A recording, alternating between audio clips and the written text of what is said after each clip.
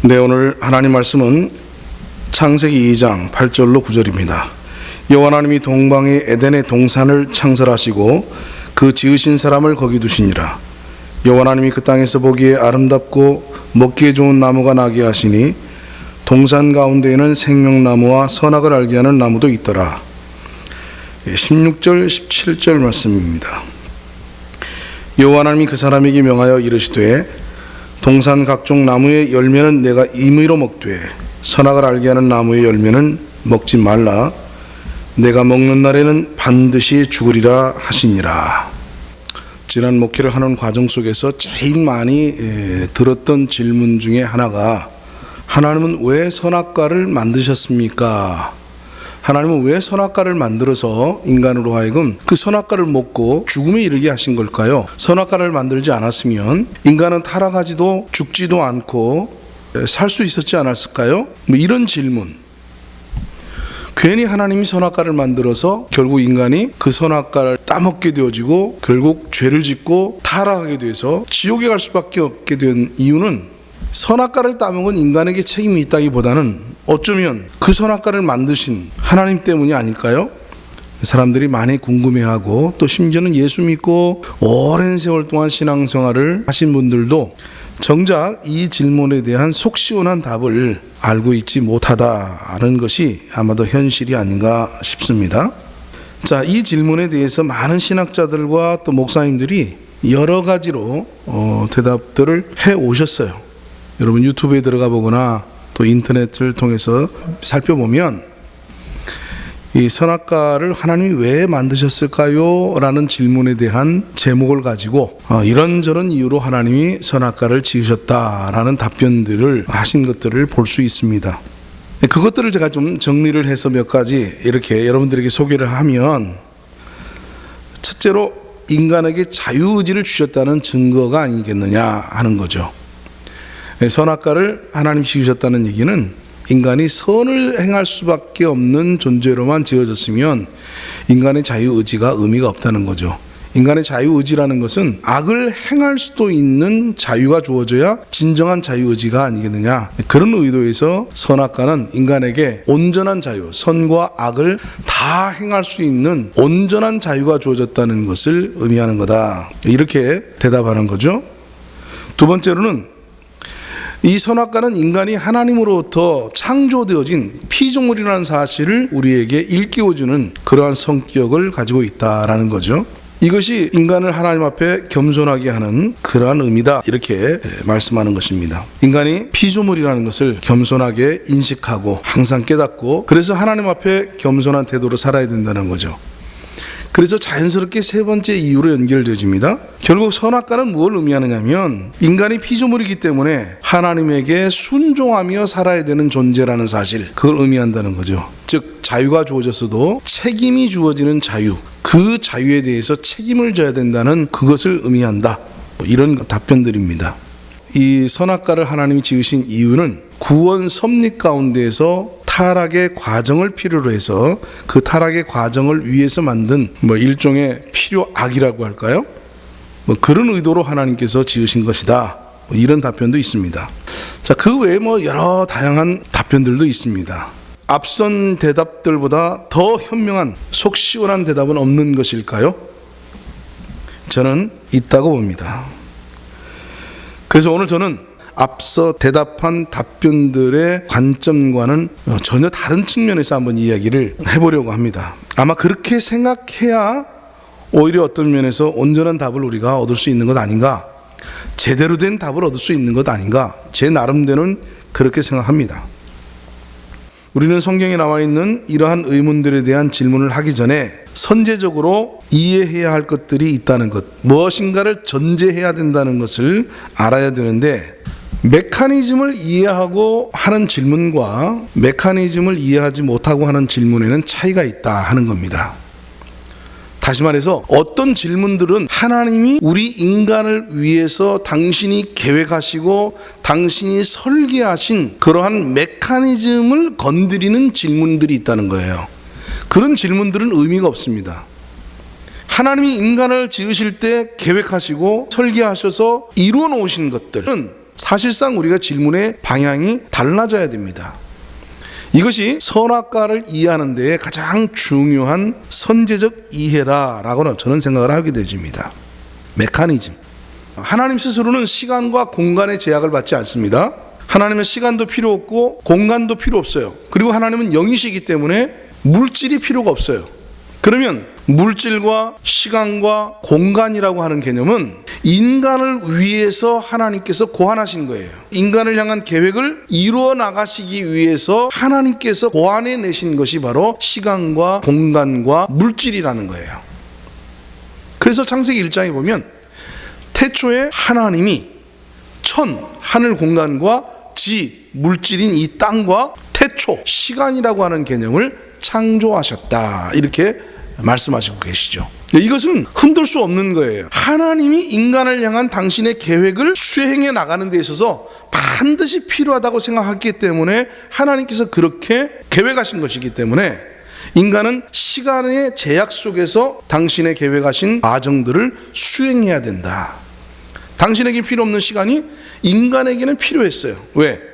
훈련이라고 하는 하나님의 계획을 완성해가는 과정이라고 하는 그 세월, 시간이 필요했기 때문이에요. 인간을 천지, 이 우주 만물 속에 집어넣어서 그 무대 속에서, 그 공간 속에서 이제 시간이라는 세월을 통해서 당신이 계획한 과정들을 수행해 가는 거죠. 그뿐만 아닙니다. 하나님은 우리를 지으실 때에 지금 우리가 가지고 있는 이런 구조로 지었어요. 눈 2개, 코 하나, 입, 그리고 서서 직립보행을 할 수 있고 손을 가지는데 각각 오른손, 왼손, 손가락이 5개씩, 귀가 2개요. 2 다리로 걸어서 뛰고 걷고 이럴 수 있는 이러한 존재로 우리를 지으셨어요. 이것이 하나님이 고안하신 거예요. 이거 하나님이 계획하신 거예요. 당신의 뜻을 이루기 위해서, 당신이 계획한 것을 이루기 위해서 가장 적합한 구조로 우리 인간의 육체를 지으시려고 계획하신 거예요. 근데 거기다 대놓고 우리는 왜 우리를 하나님처럼 시간과 공간에 구애받지 않는 존재로 지으지 않으셨습니까? 이렇게 질문할 수 없는 거예요. 하나님 왜 우주 만물을 지으셨어요? 우주 만물이 없어도 하나님께서는 영원히 홀로 존재하는 어떤 공간이 있었을 텐데 왜 우리를 그곳에 두지 않았어요? 이런 질문은 의미가 없는 질문이에요. 왜? 하나님이 인간을 창조하시고 인간을 지으실 때에 계획하셨던 계획을 이룰 수 있는 가장 좋은 것들을 하나님이 고안해 내시고 설계해 내셔서 지으신 것이기 때문에 거기에 인간은 토를 달 수가 없어요. 하나님께서 이런 목적을 가지고 시간과 공간과 물질을 지으셨구나 하고 우리가 이해하고 받아들이고 수용하는 것인지 왜 그렇게 하셨느냐라고 거기에는 질문을 할 수가 없는 겁니다. 이해하시겠어요? 이게 굉장히 참 중요한 건데 여러분 이 사실이 좀 밝아지기 바랍니다. 사실 어려운 얘기는 아니잖아요. 자, 예를 하나 들어볼게요. 어떤 사람이 게임을 하나 만들었는데 야구라고 하는 게임이에요. 자기 나름대로 재미있는 이 게임을 만들자라고 해서 어떤 룰들을 계획해내기 시작했어요. 이 게임은 이런 룰, 이런 룰, 이런 룰, 이런 법칙을 세우면 좋겠다라고 생각을 해서 게임을 만들었어요. 자, 그것이 뭐냐면 스트라이크 3개면 삼진 아웃을 당한다. 그리고 볼 4개이면은 그건 안타 없이도 진루를 한다. 그리고 진루 베이스는 1루와 2루와 3루로 한다. 그리고 수비수들을 두는데 9명의 포지션에 수비수를 둔다. 그리고 투수가 던지는 공을 쳐서 수비수가 받지 못할 때는 진루할 수 있을 만큼 진루할 수 있는 그 자격이 주어진다. 그리고 1루와 2루와 3루 베이스를 통과해서 홈 베이스를 밟아야 비로소 1점이라고 하는 점수를 줄 수 있다. 울타리를 쳐서 그 울타리를 넘어서면은 그것은 우리는 홈런이라고 한다. 그리고 그 홈런은 1루, 2루, 3루, 홈까지 이 베이스를 그냥 돌아서 1점을 얻을 수 있는 자격을 가지게 된다. 뭐 이런 룰을 만들어 놨어요. 그리고 이런 룰에 의해서 경기를 시작을 합니다. 자, 그러면 우리는 이 룰을 가지고 경기를 하는 거지 왜 여기서 스트라이크를 3개만 주느냐, 4개를 주면 안 되느냐, 또 볼은 5개째에 나가야 되는 거 아니냐, 이렇게 자신의 어떤 의견이나 자신의 생각을 피력할 수가 없어요. 이미 그 게임은 만들어진 거예요. 그렇게 할 때 가장 재미있다라고 고안을 한 거예요. 이런 어떤 룰이 있어요. 룰. 경기 규칙이라는 게 있단 말이에요.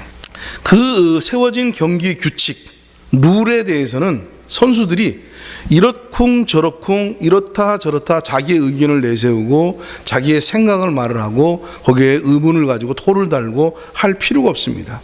선수들은 그 룰 안에서 가장 최적의 성적을 내는 것, 그 룰을 활용해서 자기의 능력을 최대치로 끌어올려서 그 룰 안에서 최고의 활약을 하는 것. 그래서 그 게임에서 우리가 얻을 수 있는 가장 좋은 점수를 얻어내는 것, 이겨내는 것, 이게 중요한 거지. 그 룰에 대해서 시비할 수는 없다는 얘기입니다. 그 룰에 대해서 시비할 수 있는 사람들은 그 룰을 만든 사람들끼리, 그 룰을 제작한 사람들끼리 연구하고 고안하는 거예요. 그래서 약간 좀 보완이 필요하다라고 생각되어지면 다음 시즌에 어떤 룰들을 고치기도 하고 규칙을 세우기도 하고 뭐 더 추가하기도 하고 빼기도 하고 뭐 그럴 수 있는 거죠. 자, 그런데 우리 하나님이 인간을 지으실 때도 그 인간을 향한 당신의 계획을 수행해 나가는 데 있어서 어떤 룰을 세우셨단 말이에요. 규칙을 세웠어요. 그 규칙과 그 룰은 인간이 손을 댈 수가 없어요. 그 부분에 대해서 의문은 가질 수 있지만 그렇다고 해서 그것을 가지고 따질 수가 없어요. 그 룰을 우리는 이해하고 그 룰 속에서 어떻게 하면 내가 최고의 성적을 낼 수 있을 것인가, 이것을 염두에 두고 이것을 연구하고 거기에 골몰하는 것이 인간이 가져야 될 태도이고 자세인 거지. 근원적인 룰과 하나님의 의도와 하나님의 계획과 하나님이 행하신 일에 대해서는 토를 할 수가 없는 겁니다. 그것이 전제예요. 그것이 전제예요. 인간 창조의 계획은 하나님이 세우셨어요. 그리고 인간을 창조하신 목적도 하나님에게 있어요. 그리고 그 목적을 이루기 위해서는 하나님께서는 인간들에게 이러한 과정을 거치게 하겠다라고 하나님께서 고안하셨어요. 그리고 하나님께서 그 고안하신 대로 하나님은 창조하셨고, 창조되어진 인간에게 당신이 제시하시는 룰이 있었던 거예요. 나는 너를 이렇게 지었다. 그리고 너는 창조의 룰을 따라서 이러한 일들을 수행해야 된다라고 하나님은 우리에게 가르쳐 주셨어요. 거기다 대놓고 왜요? 내가 왜 그래야 되는데요? 이거는 잘못된 규칙 아닙니까? 이런 질문들은, 이런 것들은 아무런 의미가 없어요. 그건 하나님에게 속해 있는 영역이기 때문입니다. 하나님이 그렇게 하셨어요. 그리고 우리는 그것을 이해할 수 없어요. 하나님이 그 모든 것들을 설명해 주어도 저와 여러분들은 충분하게 이해할 수 없어요. 바로 그 점을 여러분 이해해야만 하는 겁니다. 하나님이 행하신 모든 일들에 대해서 이해할 수 있는 사람이 누가 있겠습니까? 왜 벌레를 만드셨는지, 왜 식물과 동물을 구분시키셔야만 했는지, 왜 식물들은 걸어다니지 못하겠을까요? 왜 식물들은 땅에 고정되어져야만 하죠? 인간을 향한 당신의 계획을 이루어가고 수행해가는 데 있어서 그 다음에 두 번째로 중요한 메커니즘을 설정해 놓으셨는데, 그것이 무엇이냐면 자연이라는 것입니다. 자연. 자, 자연이라는 건 뭐냐면 하나님이 창조하신 이 창조 세계가 일정한 룰과 원칙에 따라서 스스로 돌아가도록 그렇게 하나님께서는 독립성을 부여하셨어요. 즉 하나님이 창조하신 이 우주 세계가 스스로 돌아갈 수 있는 구조로 하나님께서는 우주 만물을 지으셨다는 말이에요. 자, 성경 한번 보실까요? 14절에 보시면 하나님이 이르시되 하늘의 궁창에 광명체들이 있어 낮과 밤을 나누게 하고 그것들로 징조와 계절과 날과 해를 이루게 하라. 다시 말해서 해와 달과 별들로 말미암아서 일자, 날이죠, 밤, 낮, 계절, 이런 것들이 순환되도록 그렇게 지으셨다는 거예요. 그런 원리로 작동되도록 하셨어요. 하나님께서 해와 달과 별을 만들어 놓으시고 그 해와 달과 별을 뒤에서 하나님 당신의 능력으로 운행하고 있는 게 아니에요. 해와 달과 별을 지으시고 그들이 자체적으로 돌아가도록, 자생력을 가지고 돌아가도록 자연을 허락하셨어요. 자연의 능력, 자연의 기능. 그래서 우리가 자연이라는 말이 뭡니까? 스스로 자, 그를 연. 스스로 그렇게 되어져 간다. 이게 자연이에요. 이걸 자연 법칙이라 그렇게 말을 합니다. 그 자연 속에는 이 자연이 자연스럽게 스스로 굴러갈 수 있도록 어떤 그 원리들, 그걸 우리는 훗날 과학이라 그럽니다. 과학의 원리를 통해서 이 자연이 굴러갈 수 있도록 하나님께서는 그러한 메커니즘으로 이 우주 만물을 지으셨단 말이에요. 그래서 그 자연의 섭리 가운데 돌아가게 되도록 내버려 두신 거예요. 거기는 하나님 간섭하지 않습니다. 하나님이 개입하지 않습니다. 특별한 경우에 어떤 당신의 계획하신 그 계획을 이루어내시기 위한 하나님의 섭리로서 하나님께서 개입해야 될 여지가 있을 때 특별하게 개입을 해요. 그건 우리가 하나님의 섭리라 그렇게 말을 합니다. 하나님은 이 자연은 스스로 굴러가게 하시고 이 자연의 법칙을 거스르지 않습니다. 이해가 되시겠어요? 구조와 자연, 하나님이 인간을 향한 당신의 계획을 완성해가는 구조와 그리고 그것을 이루기 위한 자연을 하나님께서 지으셔서 자연의 법칙에 인간을 놔두셨어요. 자, 그렇기 때문에 보세요. 하나님 왜 나를 이렇게 여자로 태어나게 하셨어요? 이 질문은 하나님에게 합당한 질문이 아니에요. 그러련 그렇게 되게 한 것은 자연의 법칙 때문에 일어난 거예요. 섭리를 이루는 과정은 자연의 법칙이에요. 자연의 법칙이에요. 나는 여자로 태어날 수도 있고 남자로 태어날 수도 있었지만 자연의 섭리 가운데에서 그렇게 태어난 거예요. 이해가 되시겠어요? 왜 여자로 태어났습니까? 왜 남자로 태어났습니까? 왜 나는 이렇게 못생기게 태어났습니까? 나는 못생기게 하나님께서 만드신 것이 아니고 그 자연 법칙 속에서 부모의 DNA를 물려받았기 때문에 못생기게 태어난 거예요. 자연 질서와 자연의 법칙 안에서. 그래서 여러분, 오늘 우리가 운전할 때 하나님 나를 보호해 주시고 지켜주세요 라는 말은 하나님께 내 인생을 의탁하고 하나님을 의존하고 하나님의 보호하심과 그 하나님의 어떤 능력을 우리가 신뢰하고 믿는다는 측면에서 하는 기도이지만, 그러나 그 기도에 앞서서 역사가 되어지는 것은 자연 질서입니다. 상대방이 오다가 졸리면은 중앙선을 침범하는 거예요. 그 중앙선 침범에 의해서 즉사할 수 있는 거예요. 바로 죽을 수도 있어요. 왜? 그건 자연 법칙이에요. 거기에 왜 하나님 개입하지 않았습니까? 라고 말할 수가 없는 거예요. 하나님 그때 저쪽에서 상대방에서 운전하는 사람을 그 졸지 않게 하실 수 있었지 않았습니까? 그렇게 말할 수가 없는 거예요. 그렇게 말하기 시작하면 교통사고라는 자체를 하나님께서 일어나지 않도록 모든 사람들, 모든 운전하는 사람들에게 다 그렇게 섭리해야 되고 다 그렇게 역사를 해야 된다는 건데, 그렇다면 거기에는 자연이라는 게 의미가 없는 거예요. 우리가 조심해서 운전할 필요도 없는 거예요. 이해가 되시겠습니까? 우리는 태어나면서부터 자연 섭리 안에서 태어났어요. 그래서 특히 육체적인 관계, 이런 물리적인 것들, 이 모든 일상은, 우리가 살아가는 일상은 자연 법칙 하에서 이루어지는 겁니다. 자연 법칙 하에서. 아시겠습니까? 자, 그러면 우리 인간은 하나님이 세우신 그 구조 속에서 자연스럽게 과학적인 어떤 원리를 가지고 스스로 움직일 수 있는 이 자연의 섭리에 우리가 순응하면서 그 자연의 섭리 가운데 가장 최적화된, 그리고 가장 유능하게, 가장 효력 있게 살아가는 방법이 무엇인가를 찾아내고 연구하고 적응하면서 살아가는 것이 인간의 몫이지, 거기에 왜 이런 구조입니까? 왜 이렇게 살게 하셨습니까? 라는 질문은 하나님께 해당되지 않는다고요. 이것을 여러분들이 이해하게 되지만 많은 경우의 질문들이 우리가 의미가 없다는 사실들을 알게 되집니다. 예컨대 장애인들 있잖아요.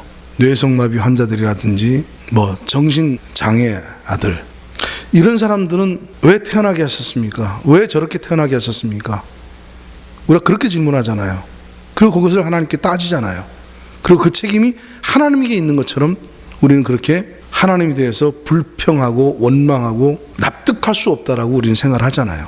그런데 그것은 하나님께 던져야 될 질문이 아니고, 그 책임을 하나님께 물어야 될 것이 아니고 우리 인간에게 물어야 돼요. 그 책임이 우리 인간에게 있는 거예요. 하나님께 있는 게 아니에요. 하나님은 원래 정상적인 존재로 인간을 지으셨어요. 그리고 정상적인 자연의 질서 가운데에서 인간이 그 자연의 질서와 조화를 이루면서 살도록 계획하셨다고요. 근데 인간이 선악을 알게 하는 나무의 실과를 따먹으면서 땅도 함께 저주를 받았어요. 이 자연도 함께 저주를 받았어요. 그래서 어떤 원리가, 어떤 원칙이, 어떤 질서가 깨어지고 망가지게 되었어요. 여러분, 우리가 환경을 파괴하고 자연 질서를 파괴하고 하나님께서 처음 지었던 그 처음 창조의 그 질서들이 인간에 의해서 왜곡되어지고 인간에 의해서 파괴되어지고 인간에 의해서 손상을 입으면서 거기에서 비정상적인 상황들이 벌어지게 된 겁니다. 환경이 변화가 되어지면서 환경을 인간이 스스로 파괴하면서 일어난 일들입니다. 죄에 대한 대가지요. 하나님의 자연 질서를 거부한 그 대가를 우리가 지불하고 있는 거예요. 그래서 그것에 대한 책임을 하나님께 물을 수가 없어요. 그건 하나님께 우리가 항변해야 될 문제가 아닙니다. 왜 의로운 사람들이 핍박을 받고, 왜 성실하고 올바른 인생을 살아가는 사람들이 가난하게 살아야 되고 억압을 받게 되어지고 핍박을 받아야 되느냐? 이렇게 하나님께 항거할 수 없어요. 왜? 그것은 인간들이 하나님의 자연 질서를 파괴하고 인간이 하나님을 향한 계획들을 그들이 온전히 수행하지 못함으로 말미암아서 비롯되어진 비극이기 때문입니다. 전쟁이 왜 일어났어요? 하나님이 전쟁을 일으키셨어요? 하나님이 전쟁을 일으키신 것이 아니라 선악을 알게 하는 나무의 실과를 따먹게 되어지면 너희들이 이러한 사망의 삶을 살 것이라고 예고하셨음에도 불구하고 그 예고를 인간들이 받아들이지 않고 선악과를 따먹었기 때문에 그로 말미암아서 하나님의 자연 질서가 파괴되신 거예요. 그래서 형제와 형제가 서로 우애하며 살아야 되는데 이제 선악과를 따먹고 난 이후에 가인과 아벨이 어떻게 되집니까? 이 아담의 다음 세대인 가인과 아벨의 세대에서는 서로 거기 뭐가 있어요? 다툼이 있잖아요. 분쟁이 있잖아요. 살인이 있잖아요. 그러더니 람에게 세대에 가서는 누가 나에게 상처를 주었다는 사실 때문에 나는 그를 죽였다라고 얘기해요. 이러한 비극들, 전쟁, 가난, 기근, 질병, 이 모든 것들이 하나님께서 조장하신 것이 아니에요. 하나님이 조성하신 것이 아니라고요. 사람들이 하나님의 경고를 무시하고 하나님께서 이 선악을 알게 하는 나무의 실과를 먹게 되지면 바로 이러한 비극적인 종말들, 이런 비극적인 삶을, 이런 비극적인 인생을 살게 될 것이라는 그 경고, 사망이 이르게 될 것이다, 반드시 죽을 것이라고 하는 이 사망의 경고를 받아들이지 않았기 때문에 일어난 상황들이지, 그것이 하나님에게 물어야 될 책임이 아니라고요. 하나님과 싸워야 될 문제가 아니라고요. 이 문제는 하나님과 싸워야 될 문제가 아니라 하나님의 명령을 어겨서 자연을 파괴시킨 원인인 우리 인간에게 스스로 물어야 되고 스스로 반성하고 회개하고 돌이켜서 최초의 그 창조 질서를 회복해 가도록 하는 것이 우리의 자세고 우리가 해야 할 일인 거지, 그것을 하나님에게 전가해서 하나님과 씨름하고 싸울 문제가 아니라는 것입니다. 자, 그러면 이제 하나님 앞에 우리가 그런 질문을 하고 씨름을 하는 일들은 무의미하다는 사실을 이 두 가지 전제하에서 볼 수 있어요. 하나님이 인간을 지으실 때에 어떠한 메커니즘을 가지고 그 메커니즘 속에 어떤 규칙과 룰 속에 우리를 지으셨다. 그리고 그 일들을 이루어가는 과정은 자연 질서라고 하는 창조 질서를 하나님께서 부여하셔서 이 자연이 스스로 돌아가도록 하나님이 세우신 어떤 그 놀라운 과학적 어떤 법칙들이 서로 유기적으로 연합해서 그것들이 스스로 돌아갈 수 있도록 자연이라고 하는 섭리를 하나님께서는 허용하셨다는 거죠. 그렇게 하나님께서 고안하셔서 그렇게 계획하시고 그렇게 맡기신 거예요. 그렇기 때문에 우리는 그 메커니즘에 대해서는 우리가 질문할 수 없습니다. 도전할 수 없어요. 왜 그렇게 하셨습니까? 라고 따질 수 없다고요. 그건 법칙이에요. 정해놓은 규칙이에요. 하나님이 그렇게 하셨어요. 우리는 그 법칙과 그 구조 아래서 지음받아졌고 그 일들을 행해야 되는 존재인 거예요. 심지어 우리는 하나님 왜 나를 태어나게 하셨습니까? 라고 질문할 수도 없어요. 자연 섭리가 나를 이 땅에 있게 했기 때문입니다. 내가 아닌 다른 누군가가 태어날 수도 있었겠죠. 우리는 하나님이 세우신 그 자연 질서의 법칙 안에서 태어난 존재입니다. 이제 우리는 이 자연의 법칙을 거스릴 수 없이 태어났기 때문에 이 태어난 이 입장에서 모든 문제들이 출발하는 거예요. 하나님이 전제하신 전제, 그리고 하나님이 계획하신 계획, 그리고 하나님이 부여하신 질서, 그것을 토대로 해서, 그것을 전제로 해서 거기서부터 출발하는 것이지 그 이전의 것들에 대해서 질문하고 도전하고 싸우고 다투고 하는 일은 미련한 일입니다. 왜 하나님 나를 가난하게 태어나게 하셨습니까? 왜 나를 여자로 태어나게 만드셨습니까? 내가 원치 않았는데 왜 이 세상에 나를 태어나게 하셨습니까? 라는 질문들은 다 의미 없는 질문들이에요. 그 질문들은 무가치한 질문들입니다. 왜? 그 질문을 우리가 하나님께 할 수 없기 때문이에요. 그렇다면 우리는 이제 그것을 전제한 가운데 이렇게 하는 질문을 배워야 됩니다.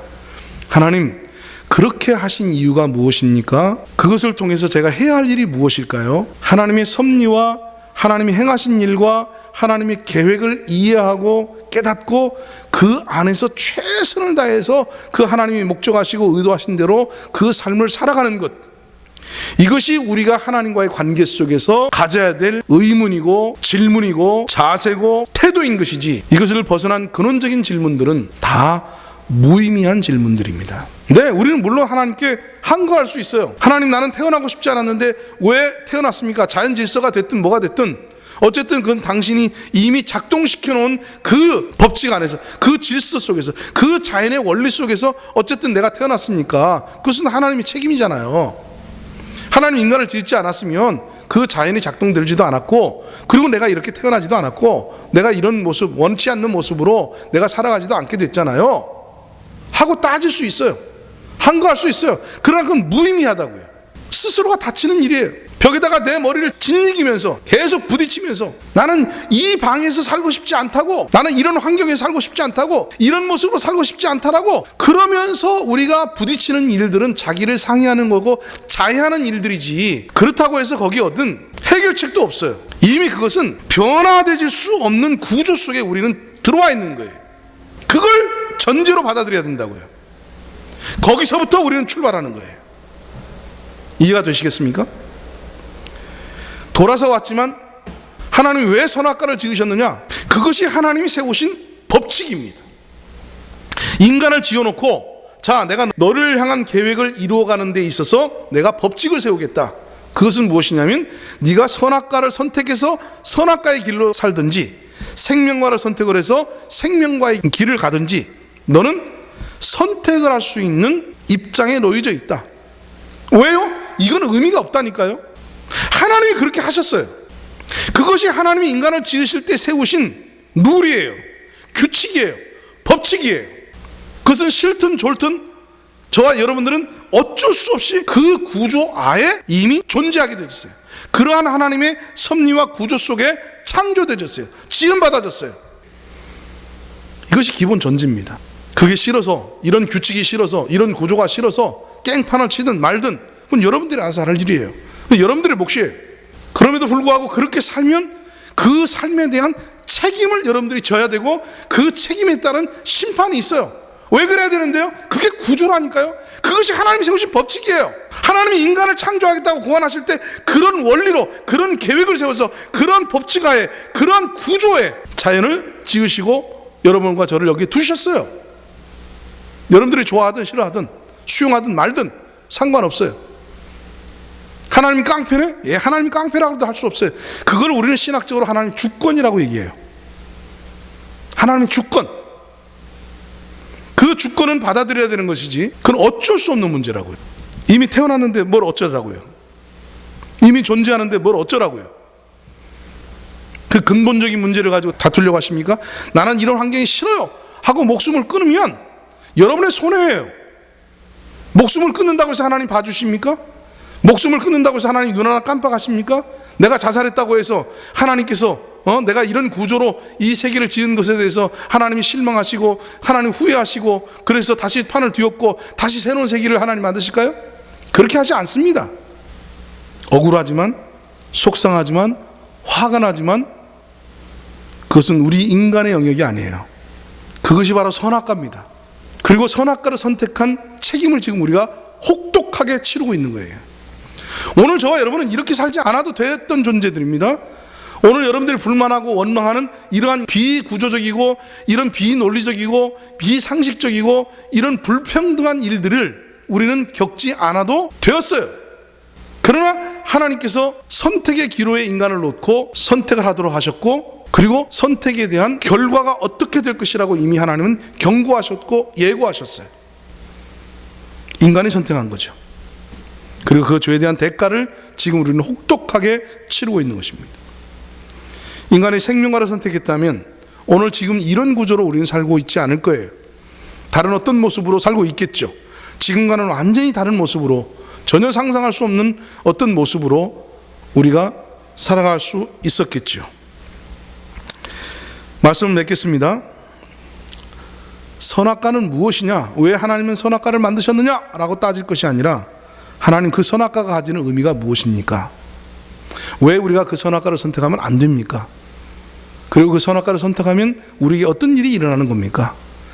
이러한 질문을 하는 것이 효과적인 질문이고 지혜로운 질문이고, 우리는 하나님이 세워놓으신 이 게임의 법칙 안에서 우리는 최적의 삶을 찾아내고 그것을 이루어갈 수 있을 것입니다.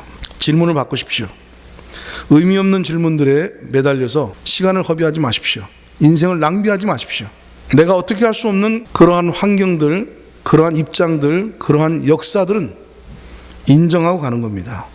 그 속에서 내가 어떻게 사는 것이 지혜로운가, 어떻게 그 하나님의 뜻을 이해하고 하나님의 뜻 가운데 행할 것인가를 생각하는 지혜로운 사람들이 되시기를 주님의 이름으로 축원합니다. 아멘.